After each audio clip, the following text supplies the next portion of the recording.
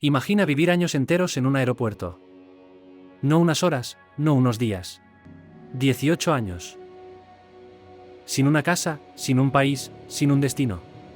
Esta es la historia de Mehran Karimi Nasseri, el hombre que inspiró la película La Terminal protagonizada por Tom Hanks.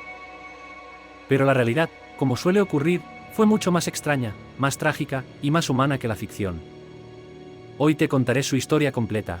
Mehran nació en Irán en 1945, hijo de un médico iraní, según él afirmaba, de una enfermera escocesa.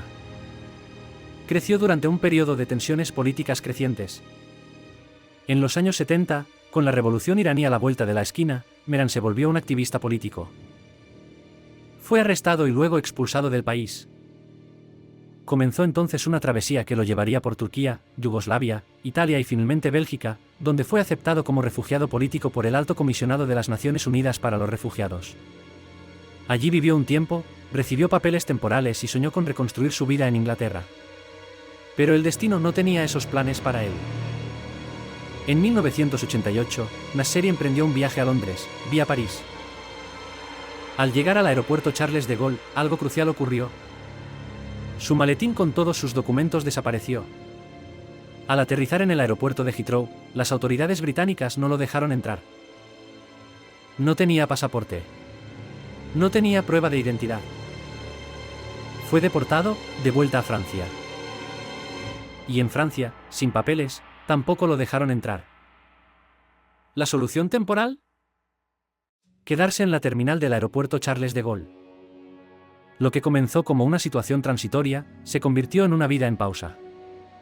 Al principio, Nasseri dormía en bancas de plástico. Se afeitaba y aseaba en los baños del aeropuerto. Comía lo que podía, a veces compraba comida, otras veces los empleados del aeropuerto le regalaban algo. Con el tiempo, se volvió una figura conocida. Algunos lo llamaban Sir Alfred, porque así decía que se llamaba. Colocó sus pertenencias en una banca fija, libros, periódicos, una radio. El personal de limpieza lo saludaba cada día. Algunos guardias lo protegían. Los años pasaban, y él seguía allí. Sin pasaporte. Sin país. Sin salida. Lo más trágico de esta historia no es solo que se haya quedado atrapado. Es que legalmente, en varios momentos, pudo haberse ido. Bélgica ofreció renovarle el asilo, si él iba en persona. Francia ofreció documentos, pero él se negó a firmar porque decían que era iraní, y él insistía en que no lo era.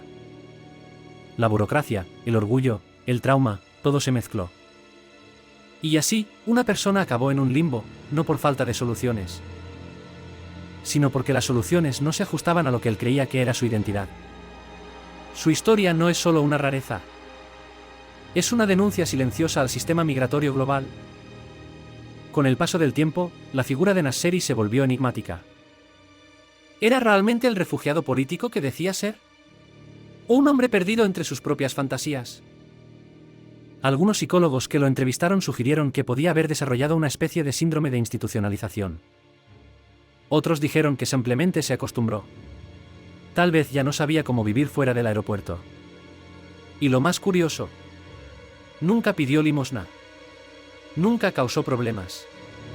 Solo existía. En la rutina eterna de un lugar donde nadie se queda. La historia de Nasseri se volvió conocida en todo el mundo.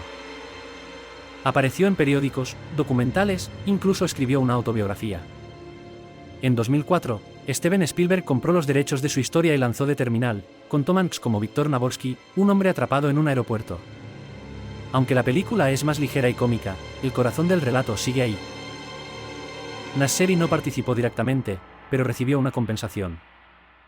Irónicamente, mientras el mundo veía su historia en la gran pantalla, él seguía sentado en su banco, comiendo sándwiches del McDonald's del aeropuerto. En 2006, su salud empeoró. Fue hospitalizado y, por primera vez en casi 20 años, dejó el aeropuerto. Pasó los siguientes años viviendo en albergues y hospitales en París.